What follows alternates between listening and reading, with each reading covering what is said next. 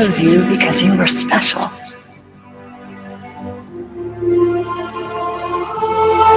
I knew we would be perfect together. And I was right.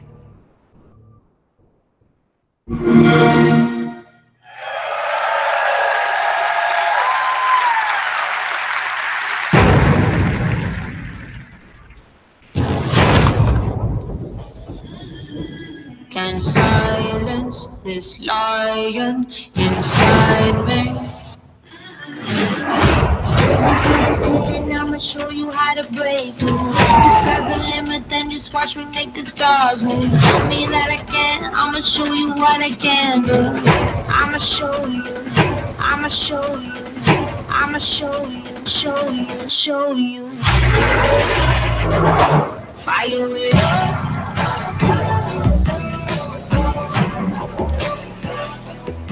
Fire it up, up.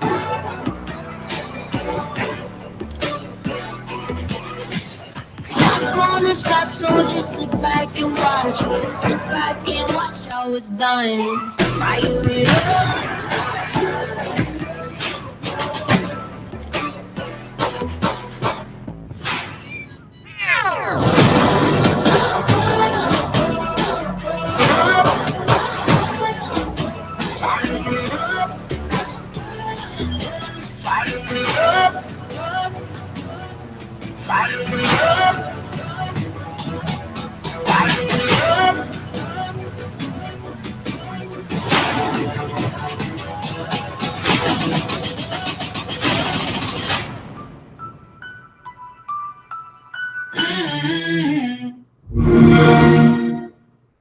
Let's jump right into it. Austin, out of 10, what would you rate today's conference? Solid 8.5 from me. That's it was a really good conference. There was a lot of games shown off. Got me very excited for the future of Xbox, as it always does. But in terms of consoles, I'm very excited for that. Some exciting news about their services, Game Pass and xCloud specifically. And yeah, well, we'll obviously get into it. But yeah, 8.5. What about you, Sean? You know, I'd give it about a 7.5 out of 10. Just, it didn't blow my socks off. Last year blew my socks off. This one didn't. However, we did get a lot of content, and we got the new console announcement, plus some xCloud stuff and games. So we got the whole shebang, but in terms of future content and Microsoft exclusives, we didn't get a ton of big titles this year. That's fair. Where last year it was like world premiere, Xbox exclusive, AAA. It was Gears. It was, you know, we got all these games coming out soon that were big. We didn't get that this year. It was very much a continuation of what we had last year in terms of like updating us on when games are coming out that got announced last year. Okay. Well, if you want, we could jump right into some of the games that had been shown off. This one coming from a recently purchased studio from Microsoft recently purchased the studio, which is Obsidian, with The Outer Worlds. What did you think of the trailer that they showed off there, Sean? I actually think that might have been one I missed. There's a chance of that. But like, oh no, I missed some of it and then I saw the end of it. But basically it was very Fallout. It was very much Fallout. Yeah, and I think that's what people are expecting from it, and what they really want to do is bring the gameplay style of Fallout New Vegas into a new universe and actually make it good and not have to worry about falling into traps with, you know, some of the traps that Bethesda's ran into with their games, where they run into narrative issues because, you know, Fallout has such a ridiculous lore built around it. They can start fresh with this and build a classic 3D RPG.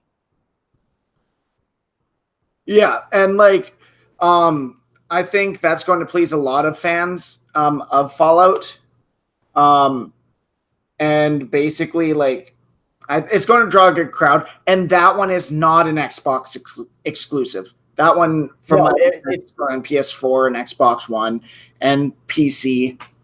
Yeah, it's Obsidian's last game until they are back, until they are underneath Xbox's umbrella. Yeah. So looking forward to that one. That's one I'll play. Yeah, so there's that one. We got some more Star Wars footage today as well, which was nice because yesterday we saw some at EA's conference, and it looked good. It said right off the bat that it's pre-alpha, so we're not expecting a ton out of that right now in terms of like gameplay and story, but it's coming there. Like you could tell that the characters and animation, it's not finalized, but they have a story coming through, and we are getting some characters that we have known from the movies, the recent movies and TV shows, which is pretty cool. They're tying it in. I would also like to mention that this game, even though they did show footage that was alpha, it's coming out in November of this year. Yeah, so it's coming. It kind of makes me worried because the gameplay I saw at EA Play, I don't know if you've seen it yet, Sean. I watched a portion of it, and it looked promising. It was very much a Force Unleashed feel to it. For myself, watching that gameplay, I watched it when it was when the show was running live yesterday. I wasn't too impressed with it. It looked kind of boring to me in a way. Like it was boring to watch as the level that they chose to show off wasn't something I would expect to be shown off at E3. It would be something that maybe they do later down the line at like GDC or something like that. But being E3 and like being the big show of the year, I was expecting something a little bit more exciting, and it just seemed like very slow gameplay. But regardless, the trailer was well done. Like Sean said, it carried over a few characters from the newer Star Wars movies, and also mixed the gameplay that we saw yesterday with gameplay that was shown off behind closed doors yesterday as well. Yeah, so that was some nice news. I didn't expect to see it again today. I honestly thought that it was just going to be at EA's, and that was it. We didn't get a lot from today, but it was enough. So just to recap, they did go over 60 games, 14 Xbox exclusives, xCloud, and Project Scarlet. So this was really a jammed-packed 2 hours of a conference. One that really surprised me, and I know it surprised you too, was Blair Witch Project, or the Blair Witch game. Yeah, so when this started, I think you had said it. You're like, oh, is this Alan Wake? It looks like Alan Wake, which is one of my favorite games. I love that game so much. I play it almost every year. And I knew it wasn't Alan Wake, but just hearing Sean say that kind of got me excited, because if it has that vibe that Alan Wake brought, and it did look very visually similar, being in a forest and having these kind of shadow creatures running around, it might be something. If did it say it was coming to Game Pass, Sean? I don't recall. I think almost everything they announced, they said like almost everything was going to Game Pass, but they didn't say Game Pass. Year, last year they were saying it. This year they had a little icon in the bottom corner as the trailers faded out. Yeah, but if this is a Game Pass title, it's definitely something I would try. I'm not the biggest horror game fan, just because I have a hard time with getting scared. It really throws me off. But when the logo here popped up, I said right away, I said, "Oh, is that Blair Witch?" And then it shortly confirmed it with the title, and it kind of it looked very interesting. It looked like there might be some elements of the movies coming into play, such as getting lost in the forest and ending up back in the same area. It looked like he came to that cabin a couple times, which was pretty cool. So yeah, I thought this was a good surprise, especially for not being a AAA title. Well, and you didn't really know what the game was until it started zooming out and you saw the logo, which was I think that was the coolest thing is it was something new, but also it's attached to something familiar and built into pop culture. Yeah, for sure. And then the other game that I don't think it was shown right after this, but one that had a similar kind of spooky feel was that 12 Minutes game. Yeah, that was shown off a couple of years ago. I remember seeing gameplay for it, but it is being published by Annapurna Interactive, which also has another game that recently came out called The Outer Wilds, which deals with a time loop mechanic as well. So maybe this will be, the gimmick of that publisher. Who knows? Yeah, like that game, it was at first it's like, what is this? And then watching it, it looks like it's going to be intense. But what's interesting about this game is it looks like it's a top-down game. Yeah, it's all that perspective for the entire time. Yeah, and so from what we learned from the preview, the trailer, is that there's this couple, they're in a house, and the husband has been living these 12 minutes over and over again of a guy breaking in and I think kills his wife, and he has to, the point of the game, I think, in the end, is to stop it from happening or survive. Yeah, it's to find out why it's happening, what's happening, and basically how do you get out of that situation. Yeah. So that one I thought looked pretty interesting, and it had that same spooky thriller tone to it. Yeah, it was very unsettling, especially with I like how they didn't start off with, oh, it's a regular day and then it loops again. I like how they went right into the discussion about talking to his wife, kind of accusing her, and he said, we already went through this. And I thought that was the coolest part of the trailer, when he didn't do that typical thing in movies where it's like, I feel like this has happened before. He just went in right in it's, I already know what you're going to say. Yeah, it went straight to the point. It wasn't like, okay, get to it. It was right in. Yeah. So, on a different note, we did get that 2077 trailer, which brought a lot of people to their feet when we got this reveal right here. Keanu Reeves is going to be in Cyberpunk 2077. Yeah, and so basically how the trailer ended, I'm actually going to see if I could pull it up here. Just one moment. I should have had this ready, but this was the moment of the show.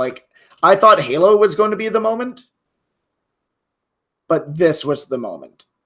So I got it right here. It was a 4-minute trailer. And then there's a follow-up video from Kotaku that we can throw in there too.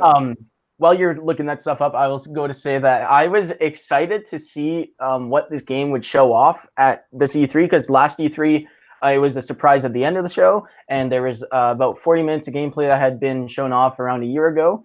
Looked very cool, and just that world that they're working within, I don't know, it's been blowing me away every time I see it. And to have my boy Keanu Reeves show up, I've been a big fan of him even before, John Wick really took off. I was a big fan of The Matrix and, Point Break, and just seeing him come on stage and having that really good reaction and showing up as a surprise, it was awesome. It made me way more excited for the game than I was before.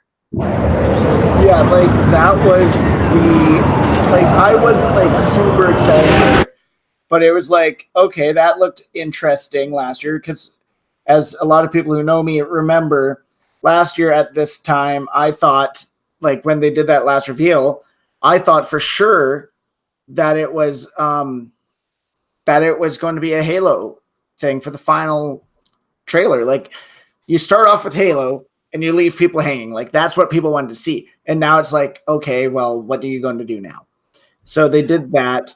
And so this year it was a given that it was going to be there. We knew that there was going to be a Cyberpunk trailer. We just didn't know. what we And would get. also with the trailer, we did get a release date announced, correct? Yes, we did. April 16th, 2020, which is a little later than I thought it would be, but I'm not surprised by it. Originally, I heard some rumors that it would be in November, but I'm glad that they're holding off and putting the more time in to get this done. For sure. I'm going to see if this works for us. I gotta say that this Keanu model is actually so well done too.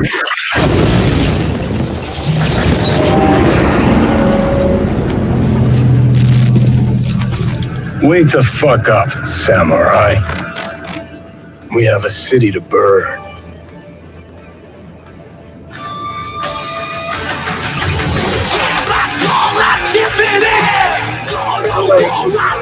That was the reveal.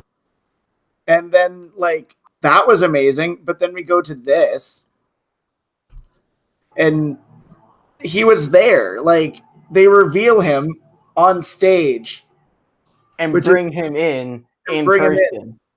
which is absolutely amazing. Like, And I just love the energy Keanu brought to it and just chewed up the moment.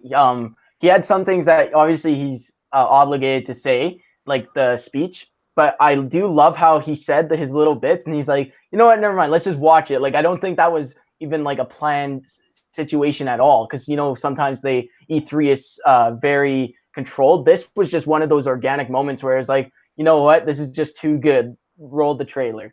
yeah, like everyone is on their feet at this point, cheering.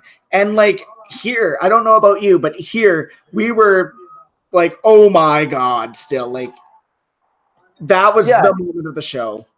Also, what he said was he had said that I don't think he was very familiar with how video games have evolved over time, is what I understood. And the fact that this is if I'm not wrong, this is his second or first video game appearance, right?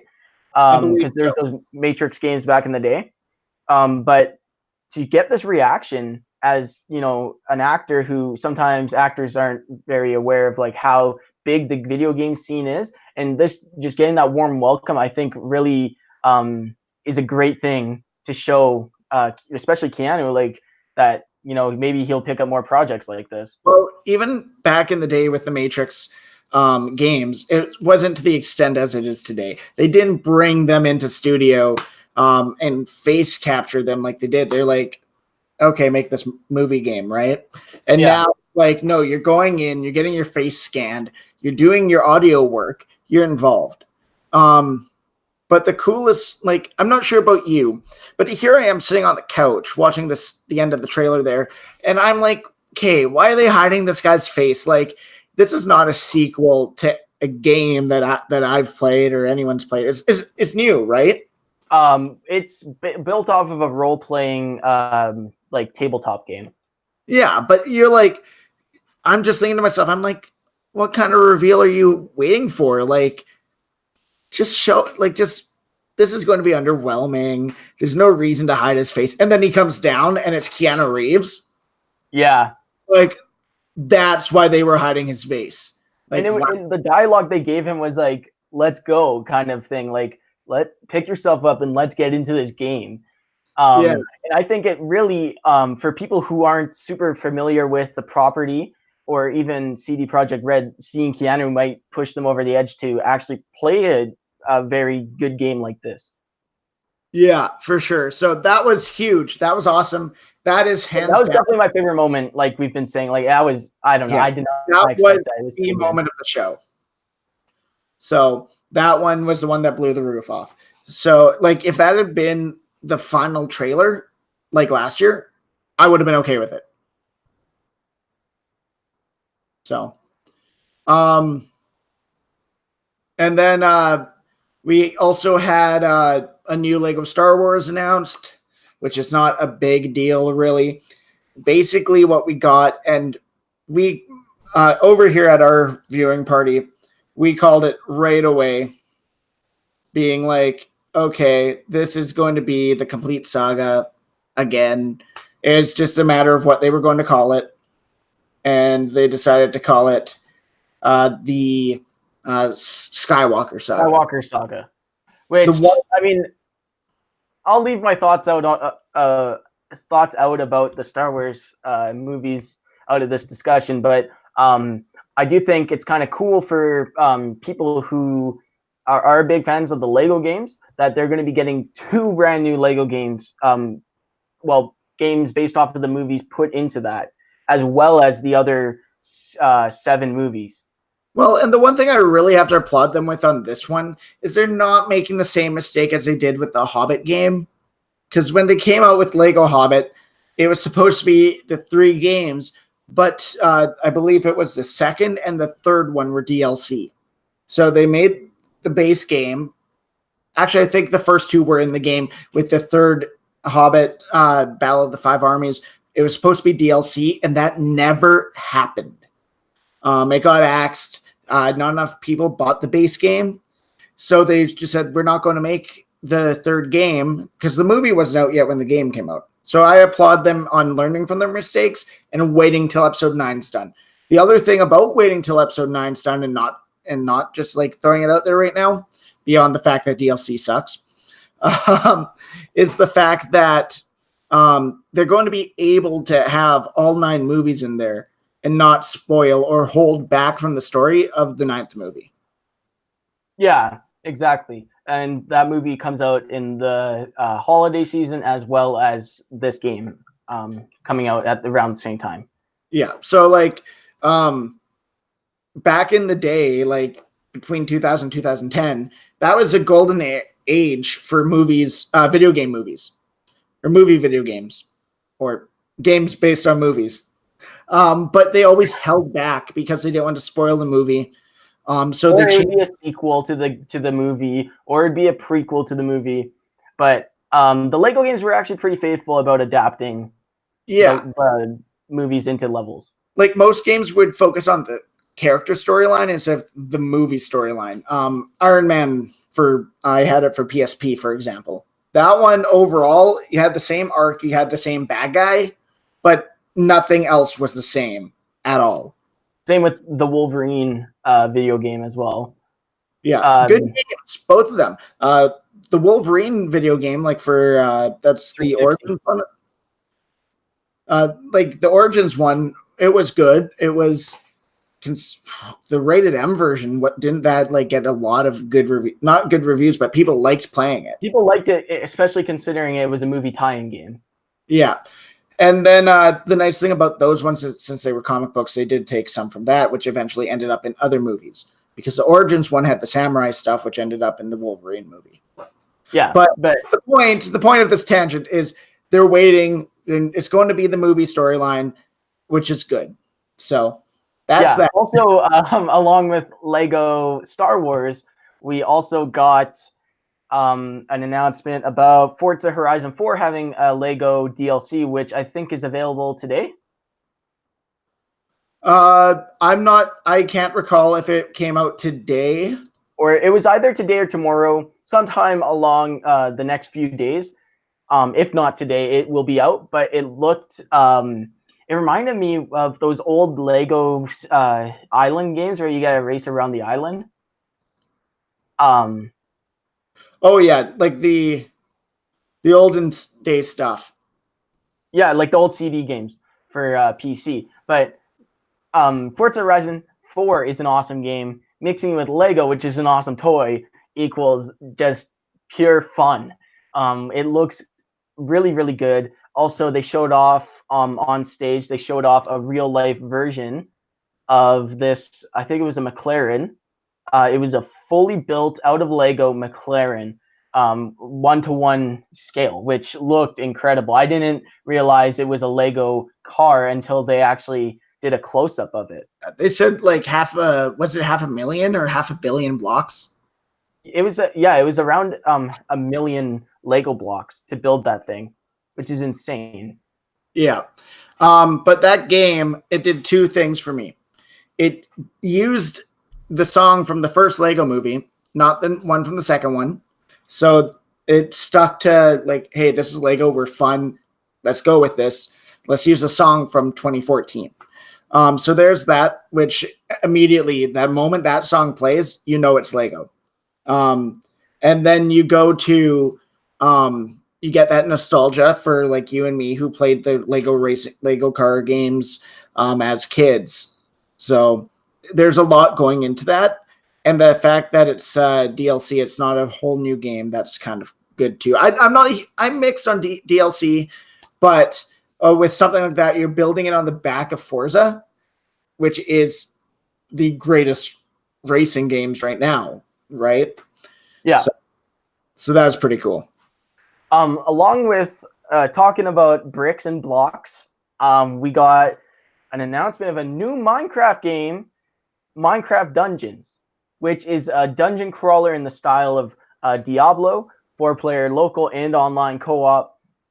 I know that some people might be like, oh, it's just Minecraft, cheap cash in. This, to me, looked pretty fun. I mean, you get to customize your character's inventory. It was fresh. They're actually using the Minecraft license to even more than what we thought it was able to do. They're pushing it, which is good. Like they've had Minecraft Earth coming out now. They have this new Minecraft. They're really taking that Minecraft property and making it new, which, yeah, it's not, people are going to say it's not Minecraft. This is not Minecraft. But no, you're spinning it off.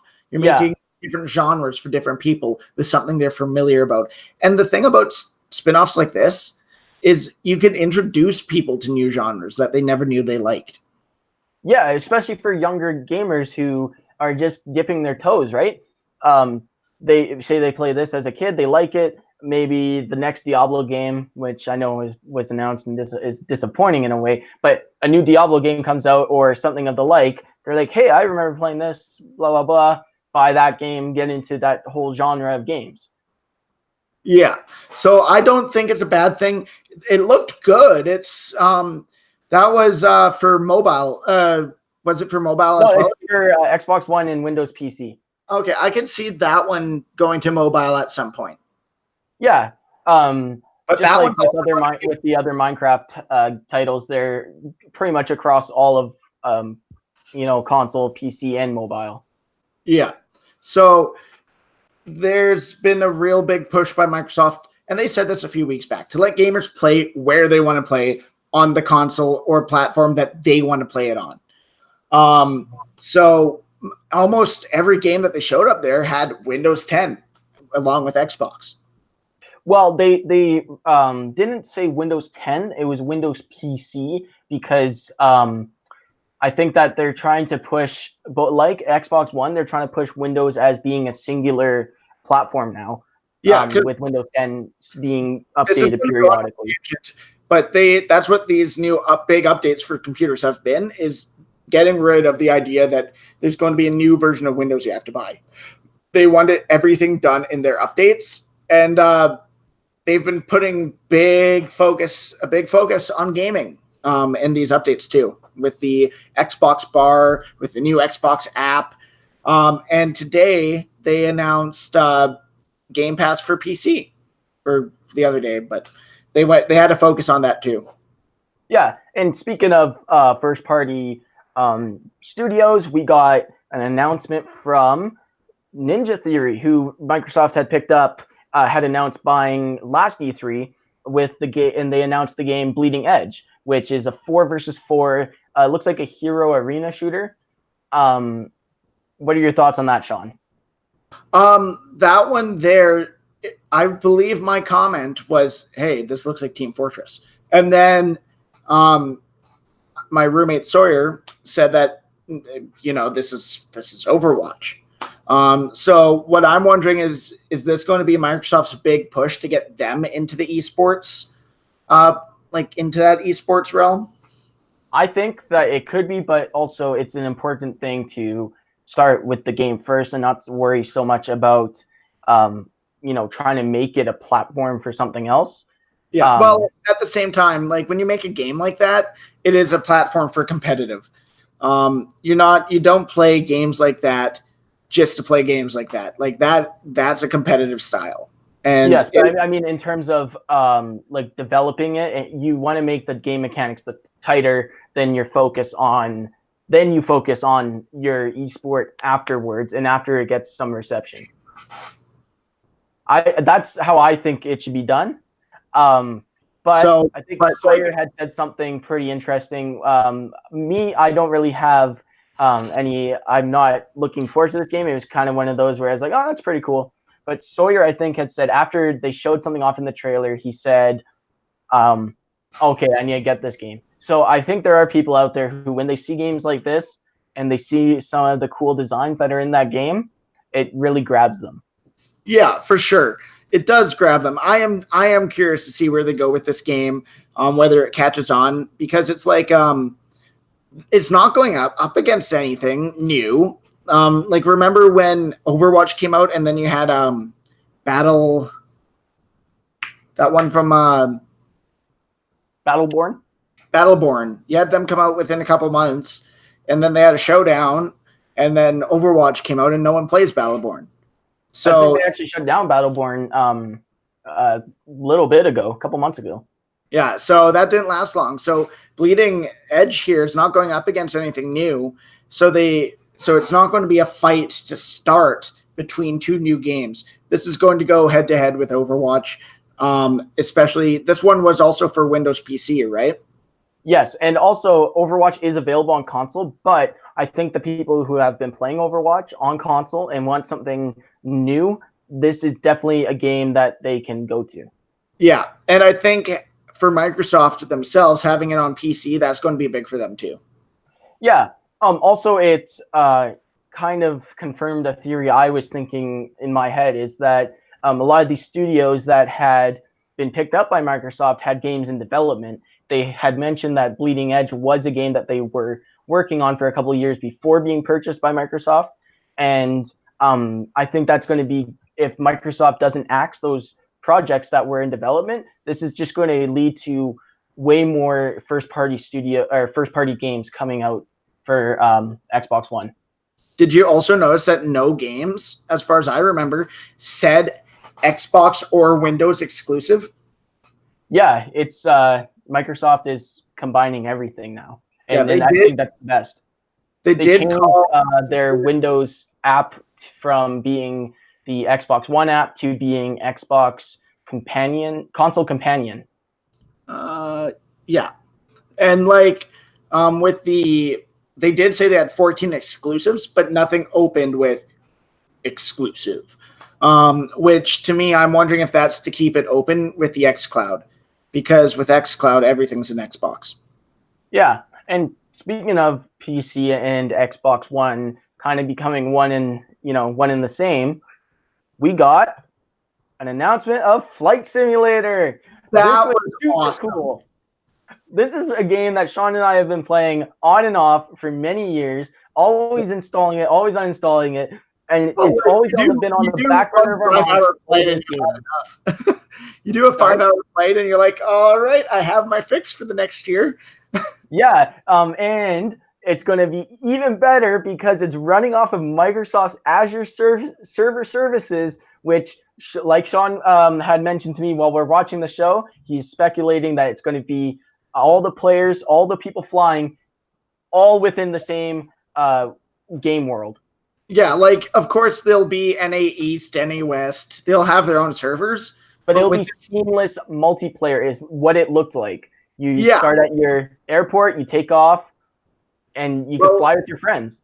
Well, and with a 1-to-1 ratio on how big the Earth is, like, there's room for everyone. Yeah, and I think I mentioned that to you. I said, this looks like they're using the Azure servers to actually recreate major cities on a 1-to-1 scale. Yeah, well, and even in the original one, the cities weren't that detailed. But let's say I was flying from Edmonton to Calgary, it was real time. Like, you did not go fast. It was real time, 1-to-1 distance. In that trailer, we saw them fly past a stadium, and that stadium looked nearly real. If it wasn't for the fact you knew it was a video game, it would be very convincing. Yeah, it looked absolutely amazing. That one was a surprise. I don't think anyone saw that coming. It's kind of funny because last weekend I was talking to a buddy of mine about Flight Simulator, And we started talking about it again, and we had no idea they were announcing a new one. Speaking of, probably should have brought this up after talking about Bleeding Edge, but speaking of studios that had been acquired by Microsoft, we got a new announcement of another studio being acquired by Microsoft underneath the Microsoft Game Studios banner, and that is Double Fine Productions. They are kind of more of a niche developer, but they have been making games for many, many years. They are most famous in recent times for the games that they had actually mentioned on stage, which was Brutal Legend, which had Jack Black in it. They had Psychonauts and Broken Age, which are some of their more recent hits, but there are a lot of point-and-click games that they had made in the past, which were very popular. And they announced, or Psychonauts 2 had been announced a couple of years ago, but they showed off a new trailer. It looks quirky, looks fun, looks like something I could try on Game Pass. Yeah. So, and speaking of Game Pass, they had a lot to do with that too. I know we have a lot more games to talk about, but what I do want to show is there is a list out with the PC Game Pass games, because they're not all games for Xbox that are on Xbox Game Pass are going to the PC Game Pass. They say you'll have 100 by 2020, August this year actually. But they did make some big announcements of which ones are going to be available, which new releases are going to be available this year. And you have Age of Empires 2, Age of Empires 3, and then Ashen, Battletoads, Gears 5, Gears Tactics, Halo Infinite, Halo Master Chief Edition, or collection, and Ori and the Will of Wisps.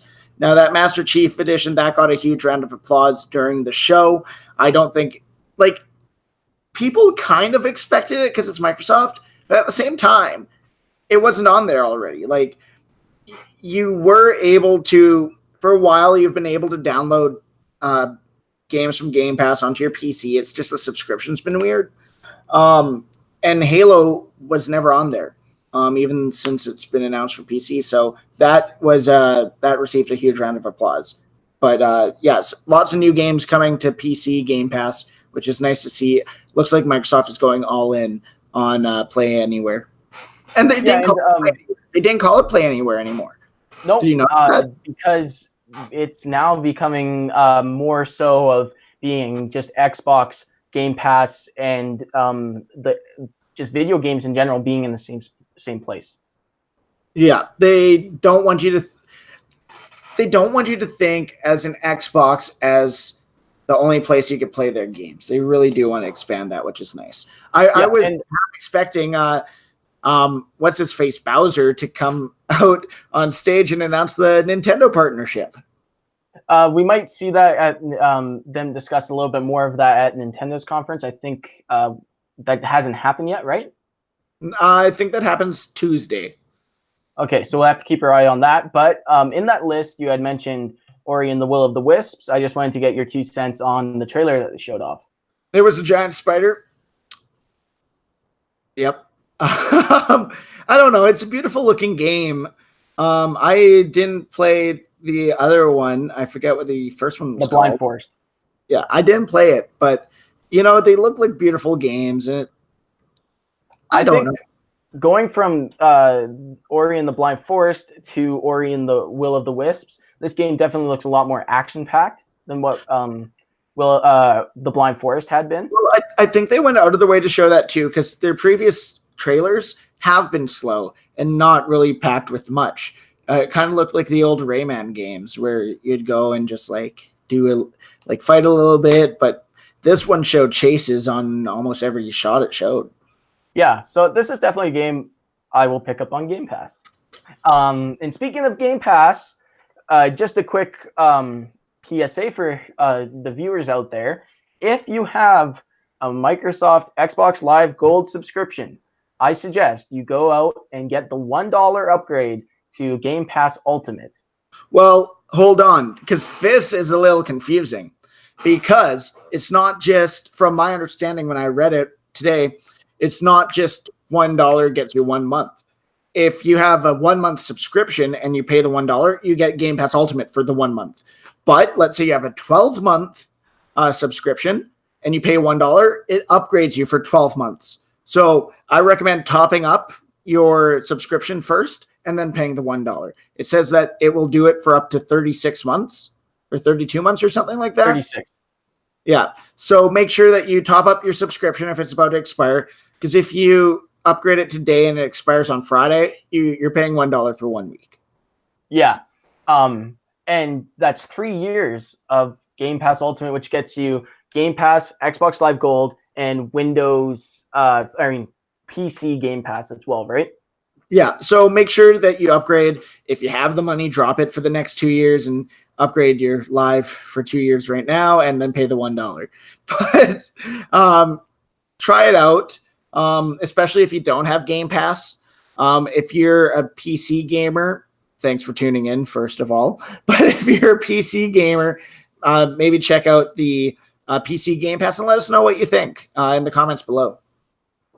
And going from there, I would like you to maybe give us a rundown on some of the information that they provided about the new console, Project Scarlet. You read my mind. I was just pulling up Project Scarlet on my computer. So Project Scarlet is what we've been waiting for. It's the Xbox 2. We never call it that. It's the next Xbox. And I'm going to give a rundown on why it's not the Xbox 2. Xbox One was meant as everything's in one place. It's one console. It's one entertainment system. It's your one device. And then, so Xbox 2 doesn't make sense.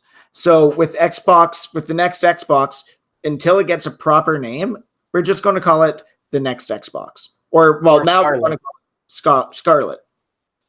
But when it releases, it's like Scorpio. Scorpio turned out to be Xbox One X. Everyone thought Scorpio was going to be the next Xbox. So who knows? It could just turn out to be just Xbox One Z or something. But we're going to call it Scarlet from now on. Anyways, what are the details, Sean? The details. I'm pulling him up. I was going to play a fancy video for y'all, but actually, we can play the fancy video. Anyways, Austin, give us a rundown of a non-detailed rundown of what we saw today. Okay, so what they had done is Phil Spencer came out onto stage and he had talked a little bit about where they want to bring Xbox in the future. And speaking about the future, they brought up talking about the next Xbox, and they mentioned that the team working on it had done this Xbox One X. They worked on Xbox Live back in the day, and they just ran down their resume for the team. And then they, just like with the Project Scorpio reveal, they had revealed through a video, they revealed Project Scarlet and gave some details about what will be inside of it. When we think about the future of gaming, it's not just PC, it's not just console, it's not just mobile. It's really all of the above. Xbox is all about choice. We're investing in technology all throughout the game stack. We put the fan at the center of every decision we make. The games you want with the people you want on the devices that you want. And for us, that starts with our next generation console. We don't want to build just another console. We truly want it to be transformative. More immersion, more exploration, more detail. How do we make it easier for people to get into the game, to stay in the game? One of the things that gamers and developers are incredibly excited about is reducing load times. I'm an RPG gamer, and so loading screens are a thing. You're sitting there in the fake elevator because you know that the game's loading in the background. This is just an elevator ride forever. That's our goal with gaming, is that you don't have those pauses. This generation is special because we've really unlocked this new capability to connect with the characters and worlds in a way that no previous generation has allowed. This generation is going to be a bigger leap than any generation we've done before. At the heart of our next generation console is our custom design processor, leveraging the latest Zen 2 and Navi technology from our partners at AMD. From a pure processing perspective, this is 4 times more powerful than the Xbox One X. We're leveraging high bandwidth GDDR6 to ensure that we're getting the best performance possible. It's going to usher in resolution and frame rates that we've never seen before. Never seen before. We're looking at frame rates up to 120 frames per second. 8K capability. Variable refresh rate. Next gen ray tracing. It's real time because it's hardware accelerated for the first time ever. What I'm personally most excited about is the SSD. We've created a new generation of SSDs. We're actually using the SSD as virtual RAM. We're seeing more than 40 times performance increases over the current generation. The combination of the SoC and the solid state drive are really what gives you a totally new experience. Now we can take all of that power and apply it back into the scene. So we can actually generate more life in that world and bring it to the gamer in a seamless way. So that then you're fully experiencing what the game developer wants you to experience. When you can move through worlds without waiting for screens to load, that speed, that performance is what the next generation is about. This is the most immersive console experience ever. What we really want to do is give developers the power to build the game they've always envisioned. We have hundreds of people across both our first-party studios as well as our third-party studios working on those next-generation experiences today. It's an amazing commitment to content at Xbox Game Studios. There's 13 studios, 7 in the last year. That's a big family. At 343, for us, it's always about more seamless worlds. With the next generation, we can bring the world to life in a way we've never experienced Halo before. We're delivering 4 generations of content better than you've ever seen them before. This console is especially awesome for Game Pass members. With the faster load times, you're going to be able to experience all the games within just a snap of your fingers. We are giving gamers the option to connect across devices and across platforms in a way that we never were able to before. I don't lose my last generation as I move into the next generation, the people I play with and the games that I want to play. That experience should be continuous and always growing. This isn't just a console launch. This is about the future of gaming. Your games, your achievements, your progression, your accessories, your console gaming experience with Xbox, it all comes forward with Scarlett.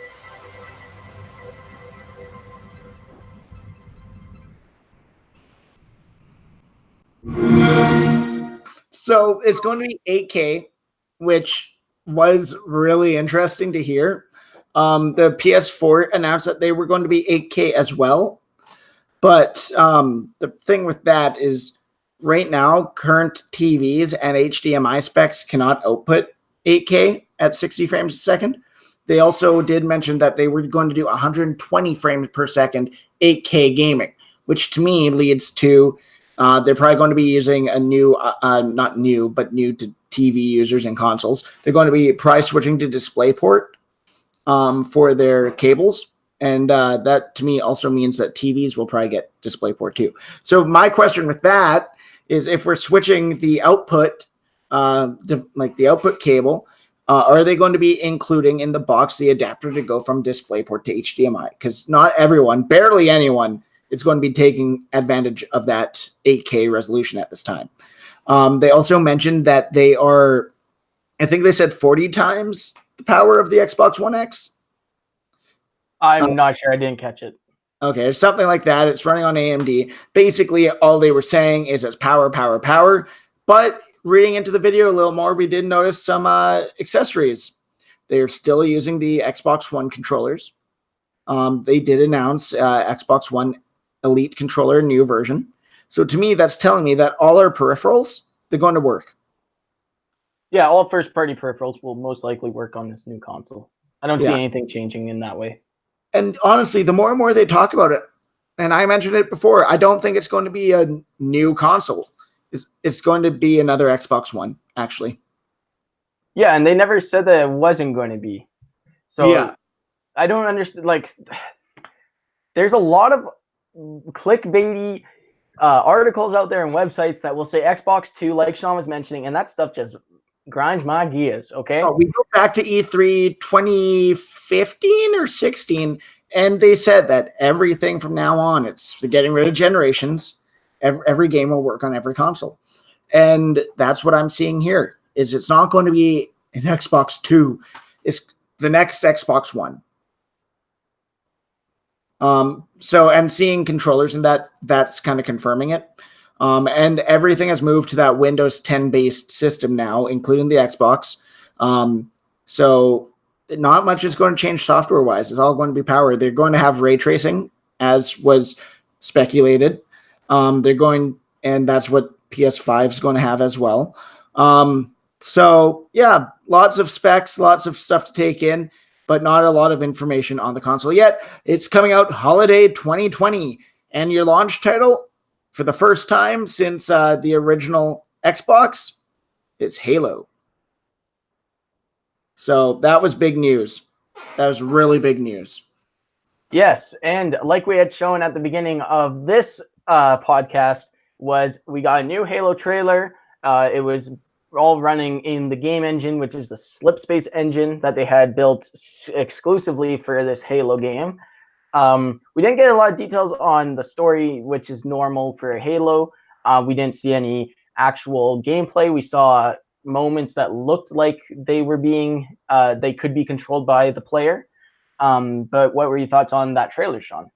The trailer, it was a typical Halo trailer.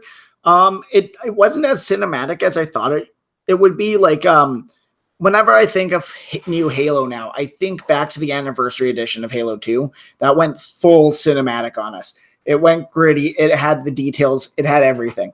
But now they're focusing on story, which is good, but we're not getting that cinematic look, which is fine. In terms of the trailer itself, let's just think back to the Halo 3 trailer or the Halo 5 trailer. You didn't get any details on the story there. You got your tagline and that was it. So this, like Halo 5, it was Chief out in the desert with his robe on and Cortana's thing in his hand and a Guardian coming out. So we got the Guardian. We knew Cortana was dead, but that's all we got.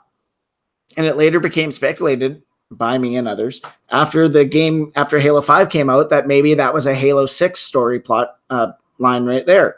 So we'll see. But this one here, it was really to show us, hey, we're expanding this world. We're meeting new characters. We're going back to the Halo rings. And Chief with his new armor, that's classic Halo color. So I think this was really to remind us where we came from with this franchise and where we're going back to. Yeah, I thought it was pretty cool, but like you're saying, it kind of lacked in terms of, pointing us in a direction. But you mentioned that is kind of normal as per Halo. Another first-party game. I don't know if there was anything else you wanted to mention about Halo, Sean? With Halo, they also didn't really introduce us to new music. They kept the classic Halo, not the chants or throat chants or whatever, but they had the Master Chief theme going, which was nice. Yeah. And another first-party game that got a lot of focus this year was Gears 5. Gears got a lot of time today. Yeah. Well, it is coming out on September 10th this year, so not surprised that they were really pushing it. They had shown off character trailer, which was for me lackluster. They had showed off a new game mode called Escape, which had a really cool cinematic along with it. They announced that there would be another Horde mode as well, which is open beta for that is in August. And they showed that on Mixer today, there will be gameplay of the new Escape mode with some WWE superstars playing. And at the very end, they showed off a cross promotion with the new Terminator movie, where you will have a Terminator character skin pack that you can use in Gears 5. Yeah. So it ended with this. That was really cool. Very cool moment that they had right there. So it was like they ended that WWE session, and then you have the lightning. You saw like the classic Schwarzenegger, like in the lightning ball kind of thing, just for a split second. And at that moment, I knew it was Terminator. That was really cool. Yeah, and I think that pretty much closes out Microsoft's conference or Xbox's conference at E3. Well, we didn't really go into the xCloud. xCloud got announced, and more than just that. So they said, yeah, xCloud runs on Xbox-based servers. So all these servers are running on Xbox. But the big news with xCloud is it's not just server-based. It's console-based. So as of, they said later this year, I think, you're actually going to be able to stream your home console to wherever you want. So right now you could stream it within your local Wi-Fi or internet, like at home. You could stream it to your computer. But now if I'm going to my buddy's place, I don't need to bring my console. I just need to bring my phone or my laptop. So I thought that was pretty cool. Yeah, and they announced that October would be the release date of xCloud. I don't think a price was associated with it yet. Yeah, I don't think they announced a price. If they did, that slipped past me. Yeah, I don't think there's a price announcement, but definitely releasing in October. Yeah. So, other than that, Microsoft announced a Xbox body spray or body wash. Not sure if you heard about that. Okay. But out in Australia, they announced their next line of products, and they are making Xbox body wash. So, just want to throw that out there. But other than that, it was a good conference. It was a good time. That theater was packed. It was awesome. So, with that, that is literally all the new Xbox news. Inside Xbox is on Tuesday, I think, and they're going to be having more information about Halo. They actually said that specifically in the Halo section. They had a little bug that popped up saying that they'll talk more about Halo on Inside Xbox. So, yeah, we'll have more news next weekend, I guess. But anyways, in the meantime, that pretty much wraps it up with our special E3 episode of Live on Xbox. We had some technical problems, and thanks for bearing with us. But, yeah, we'll bring more news next weekend. And don't forget to, if you liked this video, hit like. If you did, tell us, hit the dislike button and tell us why. Make sure to subscribe, hit the bell icon so that you get notifications for when we go live or post new videos. And follow us on Twitter. All our news, if we have breaking news, it goes through Twitter. We also have reminders and of when our next video is going to come up and when we're going live and what we might be covering. So make sure to follow, like, subscribe. And as always, I'm Sean. Austin. And we'd like to thank you for tuning in to our special edition of Live on Xbox. Have a good night, gamers.